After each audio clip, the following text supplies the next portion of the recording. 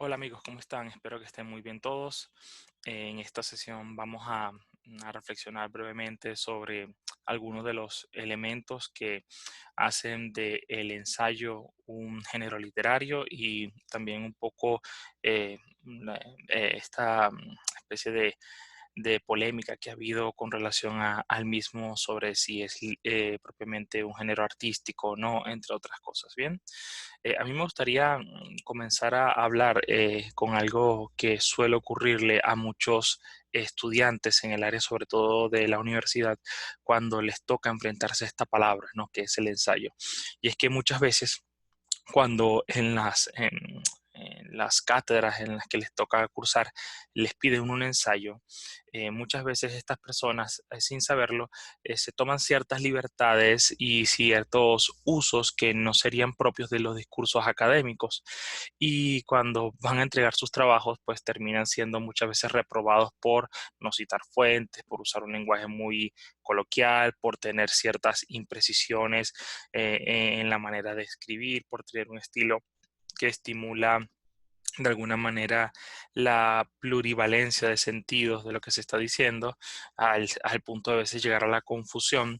Entonces esto de alguna manera lleva a una pregunta que no todo el mundo se hace porque todos de alguna manera asumen que el ensayo es prácticamente todo lo que indiquen ideas, ¿no? Entonces la pregunta con la que deberíamos partir acá es ¿hasta qué punto realmente están pidiendo ensayos en la universidad cuando realmente lo que están pidiendo son monografías, artículos, trabajos que tienen otra perspectiva?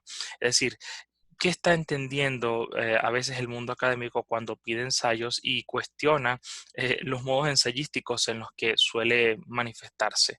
Y esto es una de las primeras cosas con las que yo quiero abrir esta clase, por la sencilla razón de que mucho de lo que la gente asume como ensayo realmente no lo es. Y en el caso de las academias, a veces confunden y piden ensayos cuando están pidiendo otra cosa. Y esta es una de las razones por las que a veces los estudiantes heredan una perspectiva errada de lo que sería el ensayo como tal, ¿ok? Esta es una de las primeras cosas con las que que voy a tratar en la clase de hoy. La segunda cosa es una polémica que suele ocurrir sobre todo desde el punto de vista de la teoría literaria y es la siguiente: ¿es el ensayo un género literario o no?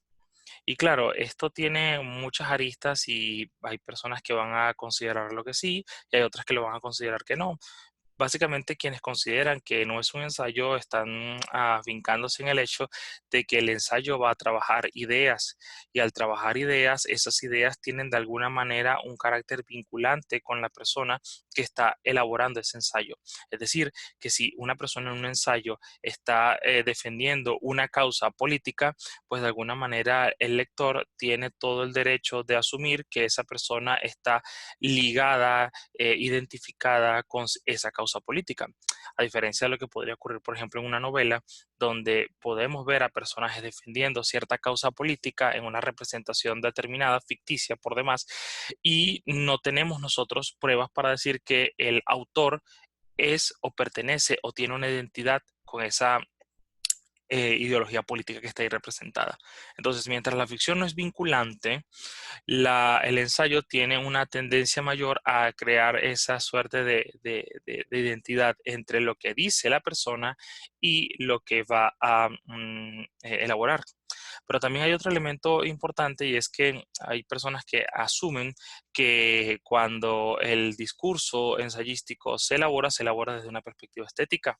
Y al elaborarse de una perspectiva estética, lo que importa más es el elemento, digámoslo así, formal por encima de la supuesta verdad o certeza o, digamos, asertividad con la que ese escritor pueda tratar ciertos temas. Entonces nos encontramos ante una disyuntiva o ante un dilema que no ha sido zanjado del todo porque precisamente es como una especie de género híbrido en ese sentido. Entonces, dependiendo de la naturaleza, cada caso va a ser muy particular. Podemos estar más proclives a asumir una balanza esteticista, artística, literaria, y otra que va más en función de contenidos y de ideas y en consecuencia pues en un ámbito ligado un poco más a lo científico, ¿no? Aunque como ya decía en algún momento Ortega y Gasset, eh, que el ensayo era la ciencia menos la prueba explícita. Ya hablaremos un poco más sobre ello.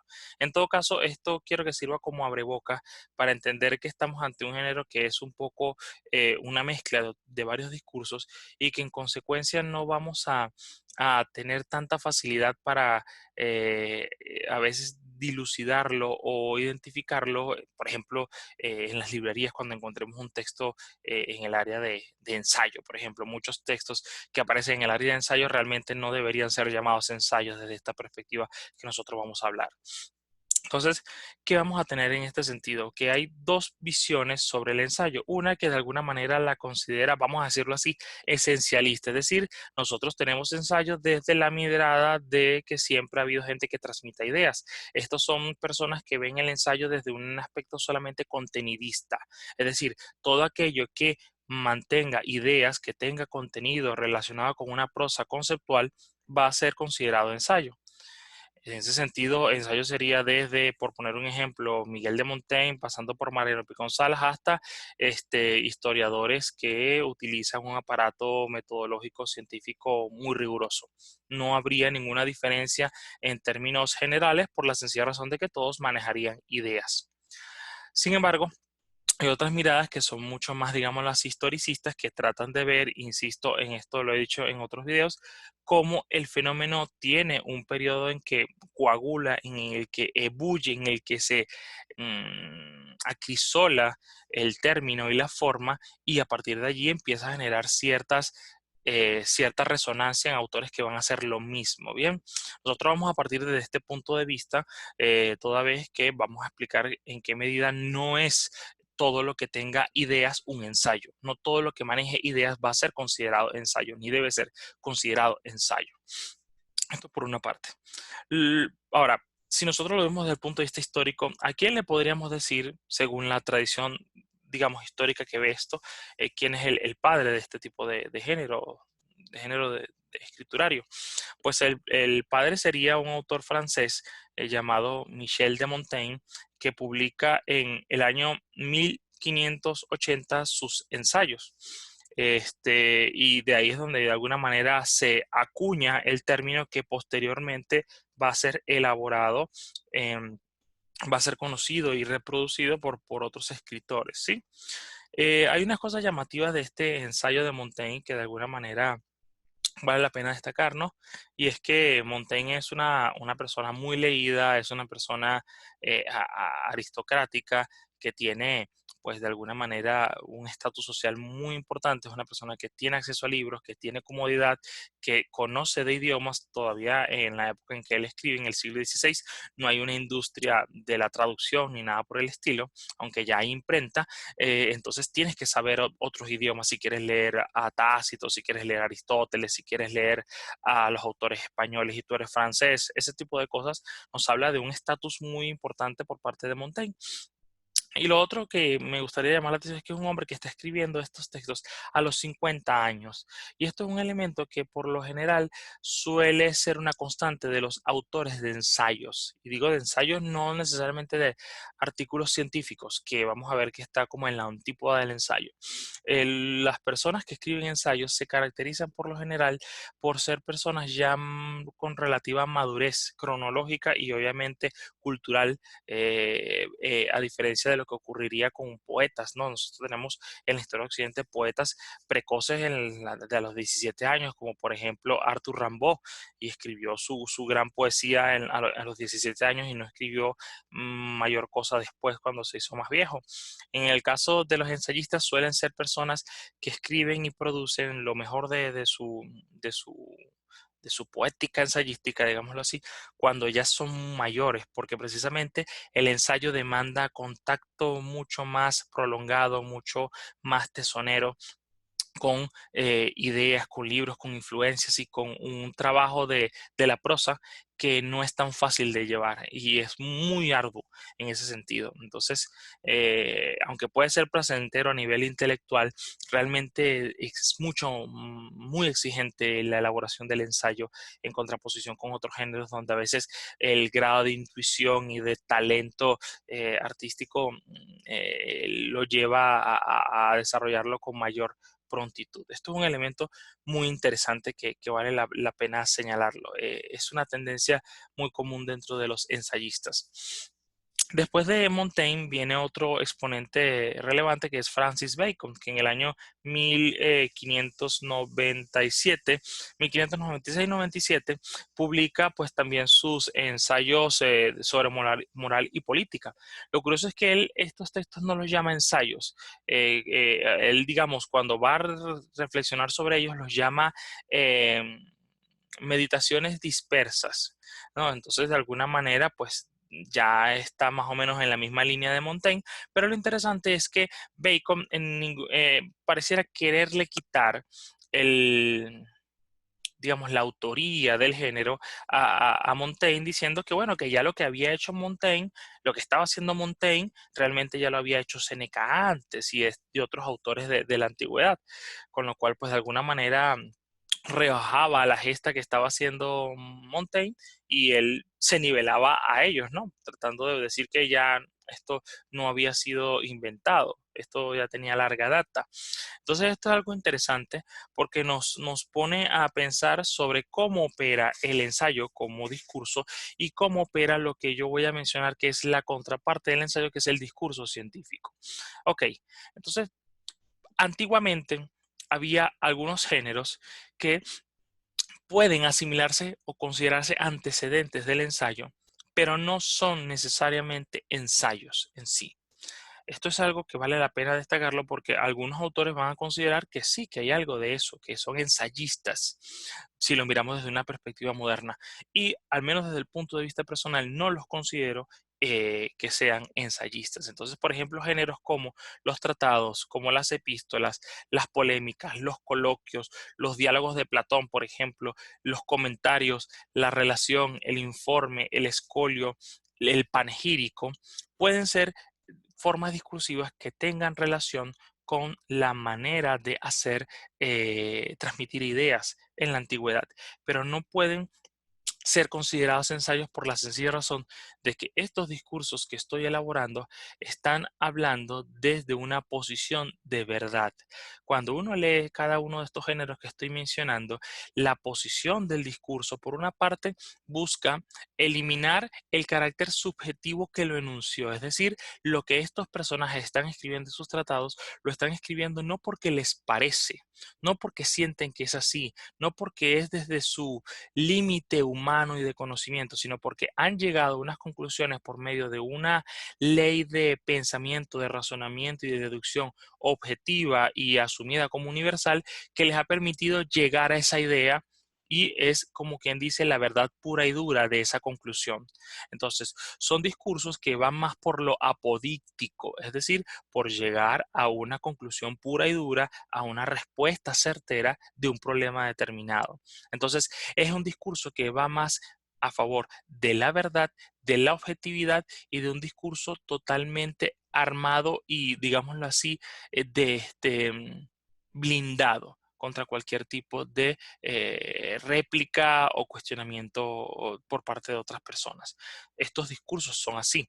Cuando nosotros leemos a Platón, por ejemplo, ciertamente hay un elemento estético porque está elaborado en forma de diálogo a la manera teatral en que se hacía en la antigua Grecia, pero cuando nosotros vemos el texto de Platón, hay una deducción lógica, inductiva, que de alguna manera nos permite llegar a una conclusión general que no es porque a Platón le parece o Platón lo sienta así, es porque sencillamente se ha llegado a la conclusión, Platón ha llegado a la conclusión y quizá otra persona asumiendo ese mismo procedimiento analógico, ese procedimiento racional, hubiese llegado a esa misma conclusión, que es lo que vemos con las partes de los diálogos mayéuticos de Sócrates, que lo que hace es redirigir el planteamiento y sobre esa base hay una conclusión lógica que nos va llevando indefectiblemente a ese punto final que nadie cuestiona, porque sencillamente es como haber descubierto la verdad del asunto. Entonces, son discursos que tienen que ver por la verdad, son discursos que hablan desde una posición entonces de objetividad desde ese punto de vista. No podemos de alguna manera en estos tipos de discursos que acabo de mencionar saber qué hay detrás del sujeto, porque de alguna manera el sujeto que los enuncia no importa, es más bien un vehículo para encontrar esa verdad que se está diciendo. Entonces, ¿qué es lo que pasa con el ensayo, no? Lo primero es que el ensayo, cuando surge, en el caso de Montaigne, que es el primero que lo acuña bajo ese término, la palabra ensayo viene de ensayum, que significa acto de pensar, ¿no? Lo toma así, con lo cual pues ya estamos viendo la naturaleza que lo une con esto que había ocurrido anteriormente, es decir, que hermana los tratados, los diálogos, con los ensayos, pues que ambos van a transmitir ideas, que ambos tienen de alguna manera conceptos que quieren explicar o enjuiciar cosas que pasan en la realidad, que de alguna manera son cosas que aluden al autor en el sentido de que son las ideas de ese autor. Pero hasta allí es el punto en donde estos dos elementos se unen, porque después la propia palabra ensayo nos va a dar unos elementos que no tienen relación directa con lo que se estaba haciendo anteriormente, sobre todo personas que eran filósofas, personas que eran abogados y que hablan desde una posición mucho más estable del discurso, ¿no? De la información, de la idea de verdad, es más estable.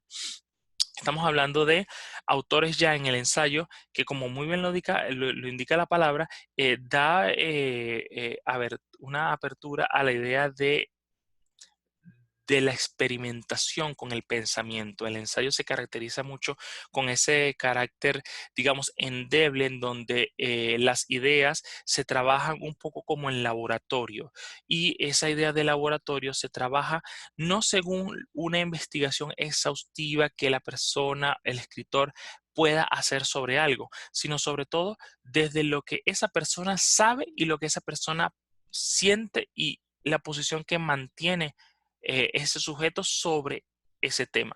Entonces eso es lo que vamos a ver en Montaigne. Montaigne es un escritor que cuando hace sus ensayos lo deja bien claro en sus prólogos. Si ustedes están buscando una verdad pura y dura, si están buscando las grandes respuestas incontrovertibles sobre algo, no busquen este libro, porque yo estoy hablando de lo que a mí me parece, de lo que a mí me llama la atención y de alguna manera de lo que yo quiero dejar para mí y para que mis amigos me recuerden como yo era y como yo pensaba. Entonces, aquí ha cambiado algo con este término del ensayo. Ya las ideas están permeadas en su totalidad por un carácter subjetivo.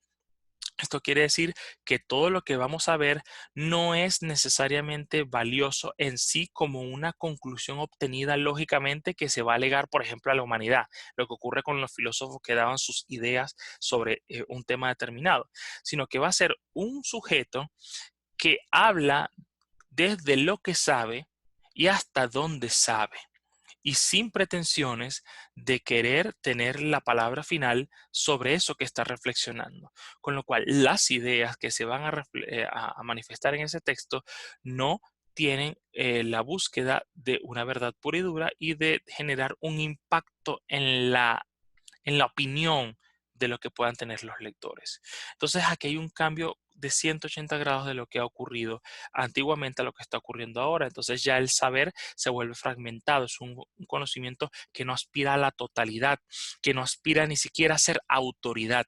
Los conocimientos de la antigüedad que mencioné en los géneros anteriores eran discursos que buscaban establecer una autoridad. Aristóteles dijo esto y en consecuencia es verdad, hay que seguir la recomendación de Aristóteles. Fue el gran, por ejemplo, paradigma de pensamiento en la Edad Media. Aquí, cuando vemos el ensayo, no ocurre eso. Es un espacio en donde está el sujeto reflexionando desde lo que sabe y cómo sabe, y en ese sentido puede ser cambiante y puede incluso ser incompleto, puede ser débil, pero lo más importante es que es un pensamiento personal que se ha elaborado a través de un lenguaje, y este es otro punto importante, un lenguaje que empieza a tener protagonismo tanto o más que la misma idea que se quiere establecer. Y esto lo vamos a notar con Montaigne. Cuando uno lee los ensayos de Montaigne, Montaigne tiene una elegancia en la prosa que no lo tienen necesariamente la mayoría de los escritores de los géneros anteriores, porque de alguna manera ya ha perdido relevancia en cierta medida el carácter verdadero y el gran tono grandilocuente, la gran aspiración que podría estar ocurriendo en los otros discursos que transmiten ideas. Entonces, esto es un elemento muy llamativo que tenemos que tomar en cuenta al momento de leer Montaigne y de comprender de qué hablamos cuando hablamos de ensayo. Entonces, ¿qué vamos a encontrar cuando un ensayo se elabora? Porque ¿qué es lo que va a caracterizar el discurso científico? El discurso científico, al pretender, al buscar una verdad, un discurso que de alguna manera tamice la subjetividad, no olvidemos que la ciencia es un conocimiento, es una forma de conocimiento. Nosotros conocemos, pero no todo lo conocemos de manera científica. Entonces, la ciencia lo que hace es establecer un método con sus reglas para poder, de alguna manera, generar un conocimiento mucho más selecto, filtrado, que de alguna manera la subjetividad y los errores del sujeto no permeen, no alteren mucho lo que se vaya a decir. Entonces encontramos que en los discursos científicos hay metodologías, hay formas de establecer el conocimiento, hay esto que hemos visto usualmente, hay un aparato metodológico, hay una necesidad de corroborar lo que se ha dicho, hay que mencionar las autoridades que se han dicho, hay que analizar las fuentes, si son correctas o no, si son pertinentes o no, si son sinceras o no. Entonces vamos viendo que el discurso científico va a tener una forma de elaborarlo y obviamente un lenguaje que sea claro, que sea útil, un tema que sea de alguna manera importante y muchas veces de actualidad para la sociedad. Entonces, el discurso científico no va en función de los caprichos o de los deseos del sujeto que está ejecutando eso. El discurso científico entonces tiene más un sentido social, un sentido de colectivo, un carácter colegiado de ese conocimiento en el sentido de que cuando uno va a elaborar un conocimiento científico, uno no parte desde cero y ese conocimiento de alguna manera ya viene dado por generaciones anteriores, de manera que si alguien quiere ser astrofísico, quiere ser físico o matemático puro, ya hay unas nociones que han sido elaboradas desde Einstein, Newton, lo que ustedes quieran y no va a partir desde cero. Eso le da un carácter colegiado al conocimiento científico, que es colectivo. ¿Qué pasa en el ensayo? En el ensayo esto no ocurre. En el ensayo vamos a notar, por ejemplo, que el discurso puede elaborarse de múltiples maneras. Puede tener un carácter narrativo, como incluso puede llegar en algunos casos a tener ciertos ribetes de carácter narrativo, poético, etcétera, etcétera. Puede utilizar, y de hecho es una suerte de rasgo distintivo, el lenguaje estético a todas sus anchas, y entonces se puede permitir elaborar frases metafóricas, puede utilizar conceptos personales para definir ciertas cosas, puede incluso abstenerse de emplear cualquier tipo de cita y solamente quizás hablar de una figura de autoridad, citarla de memoria o incluso no citarla. Entonces aquí vamos a notar que el ensayo lo que interesa es por una parte ese juego formal que se podemos ver en discursos que se fragmentan cuando deberían ser ordenados por párrafos, capítulo 1, capítulo 2. Vamos a ver que es un discurso que se acentúa mucho más la idea de el yo. Cuando yo escribo un ensayo, yo de alguna manera me estoy mostrando a mí mismo. Entonces es por una parte una serie de ideas que tengo yo, pero también de alguna manera hay algo de mí que se está exponiendo y que el lector puede saber y conocer. Entonces, por ejemplo, notamos que cuando Michel de Montaigne habla sobre los libros, él no está hablando, por ejemplo, de los 1.000.000 libros que tienes que leer antes de morir, que sería una visión canónica o supuestamente objetiva y poderosa de autoridad, ¿no? No, cuando él habla de los libros, en ese famoso ensayo sobre los libros, él está hablando de los libros que a él le interesan como lector. Y en esos juicios que él hace están los juicios de alguien que se asume con un conocimiento finito y que no tiene la palabra definitiva para decir eso. Entonces, en algún momento eh, no habla bien de Cicerón, le parece un poco aburrido, a diferencia de otros autores. Y uno podría decir, bueno, pero Cicerón es un gran autor filósofo de la antigüedad. ¿Cómo va a hablar así de Cicerón? Si tenemos toda una serie de historias de la filosofía y de tesis de filosofía y de grandes profesores y catedráticos de la filosofía que se especializan incluso en Cicerón, precisamente porque el discurso del ensayo es un discurso personal donde el pensamiento tiene la libertad tal de expresar tal cual lo percibe, lo siente y lo quiere mostrar. Esto es uno de los elementos que tiene el ensayo. Entonces es un discurso del yo. De hecho, leyendo a Montaigne podemos conocer mucho más a la persona, quizá que un biógrafo. O de alguna manera el biógrafo ya tiene un trabajo adelantado, toda vez que Montaigne, cada vez que habla de sus ensayos, da sus opiniones de lo que él piensa sobre estos personajes, sobre estas cosas que pasan en el mundo y sobre la vida. Y allí, de alguna manera, aunque está transmitiendo ideas sobre un tema determinado, también se está exponiendo a él mismo su visión de mundo, sus valores, se desnuda al momento de escribir de alguna u otra manera. Esto no ocurre en la prosa científica, donde muchas veces nosotros podemos sustituir un nombre por otro y no pasa nada, precisamente porque el filtro ha hecho lo posible para que no se note ningún rasgo distintivo subjetivo. El ensayo es, en ese sentido, un discurso en donde el yo siempre está presente y vamos a encontrar una tensión entre el yo, esa persona que está hablando, y la temática con la que ese yo se está enfrentando. Y vamos a encontrar entonces que aunque haya un tema que se pueda considerar superado por la ciencia, que ya sea archiconocido, desde el punto de vista del ensayo nunca va a haber dos ensayos iguales sobre un mismo tema, precisamente por ese carácter subjetivo.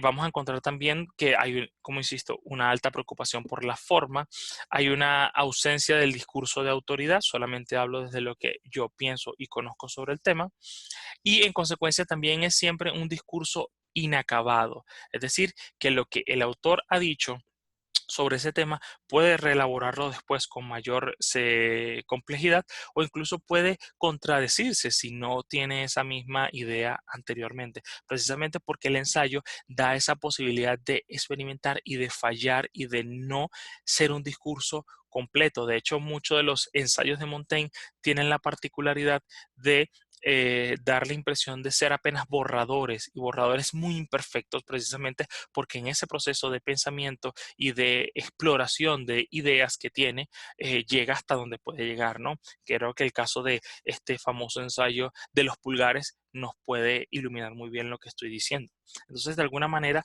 esto es lo que explica que el ensayo tenga más una tonalidad literaria, artística, y que algunos digan que realmente importa menos la verdad de lo que dice que la manera en cómo lo dice, lo cual le daría cierto carácter literario frente a estos discursos de carácter apodíctico, científico, autoritarios en el sentido de autoridad, que nos maneja pues de alguna manera las ciencias. En ese sentido, el ensayo es un fenómeno relativamente tardío, incluso en Europa, pero que también ha generado esta confusión que yo estoy mencionando.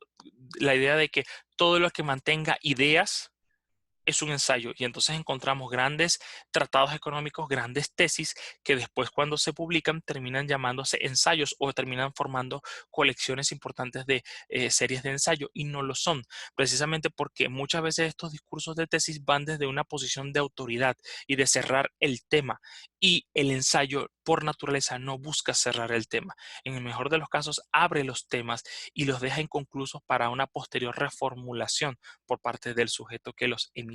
Entonces, en ese sentido, no se parecen, aunque seguramente estaremos muchísimo tiempo viendo esto. Es importante tener esta diferencia en claro porque más bien lo que nos puede generar es una confusión al hablar de escritores que son ensayistas, pero entonces uno los lee y siente que más bien es una prosa árida, es algo muy complejo, te demanda demasiados conocimientos y resulta que estamos ante un producto que fue elaborado bajo preceptos científicos, como pueden ser los discursos que se hacen dentro de las universidades. Eh, de hecho, el ensayo, otro de los elementos que tiene desde el punto de vista digámoslo así, desde el punto de vista de, de- de la creación, o uno de los grandes problemas que genera esta ambigüedad del ensayo es que muchas personas pues consideran que hacer ensayo es muy sencillo, sencillamente es ponerse a escribir opiniones y ya, y resulta que el ensayo, precisamente por ese carácter artístico, pero que también maneja ideas, es profundamente complejo y demanda mucha atención, demanda mucho conocimiento y sobre todo mucha práctica de la escritura, que no siempre lo tienen los escritores.